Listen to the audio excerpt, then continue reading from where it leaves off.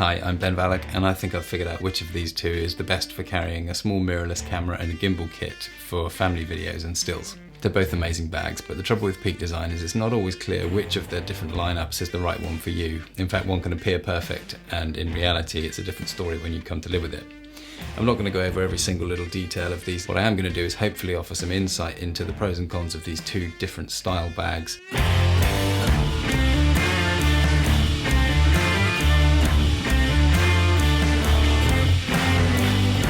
When I first sold my iPhone to get a proper camera for making family videos, I knew the right bag was going to be key to making the whole thing work. With small kids, I needed to be able to put the camera away very quickly so that I could rescue them from a puddle.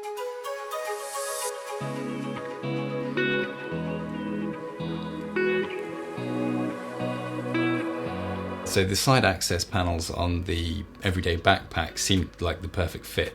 I actually had quite a small gimbal and the Sony a6500 at the time, so I could put the whole thing into the side access of the backpack in one go without taking it apart, and that seemed to be really good. It turns out that pursuit of a bag that would swallow the gimbal and camera in one go was my first mistake. Obviously, when you're taking a camera out with your family, you want to be able to switch between stills and video quite easily, and sometimes the gimbal just feels a bit overkill. But the reality of detaching the camera from the gimbal means I had to somehow hold the camera while I packed the gimbal back in the bag, and it was all very difficult and fiddly. And in fact, because I needed the one side completely open to take the gimbal and camera when it was fully attached, it meant actually that I had to store the camera on the other side of the bag. So I had to do the swingy round thing twice, one for each side. It didn't really work. So I ended up just keeping the camera on the gimbal the whole time if I took it out. And that meant I wasn't using it for stills as much as I would have liked.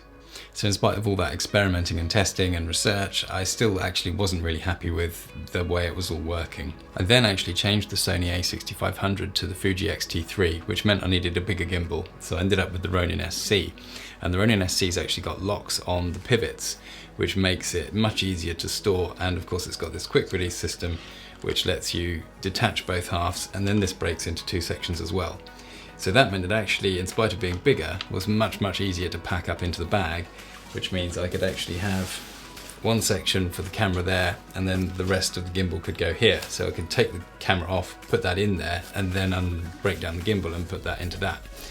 And then I could zip it up and be on my way. So I could use it for stills and videos quite effectively like that. So interestingly, changing to a bigger kit here improved the situation, but I still felt having the camera in the bag was a bit restrictive, and the bulk of the rucksack felt quite fiddly when using the side access. It felt more awkward than casual, and I was very conscious of bumping into people with it on my back. I actually ended up thinking the Peak Design capture clip might be the missing piece of the puzzle here, and I could keep that on my belt so that the camera would always be accessible and I could just use the rucksack for the gimbal.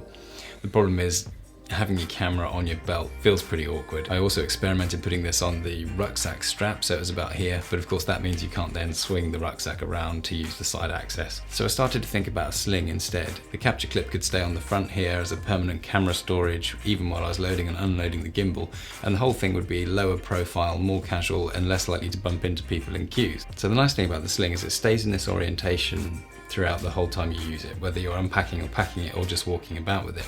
And it's also really compact, so that means it's a nice camera bag by itself if you wanted to leave the gimbal at home. To sum up, I think the sling meets the needs of a casual camera kit bag for family videos much better than the backpack does, and that's almost a bit counterintuitive, and I don't think I would have figured that out had I not lived with both.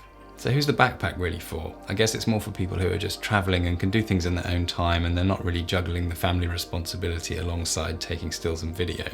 For being more casual and discreet and being able to swap between being a dad and being a dad who's taking pictures, the sling wins the day. Don't forget to subscribe to be the first to know if I have any issues with this format, as well as other interesting reviews and tips about product design and technology that help us get the most out of modern family life. And I'll see you in the next one.